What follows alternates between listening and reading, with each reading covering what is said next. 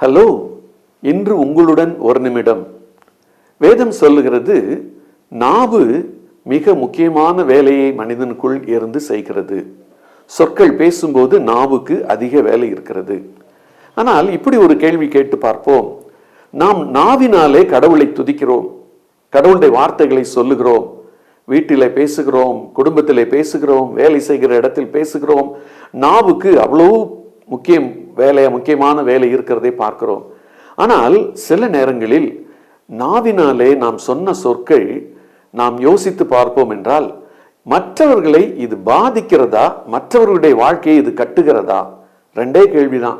ஒன்று, என்னுடைய வார்த்தை மற்றவர்களுக்கு பிரயோஜனமா இருக்கணும், அல்லது அந்த வார்த்தை அவர்களை குத்துகிறதாக மாறிவிடும்.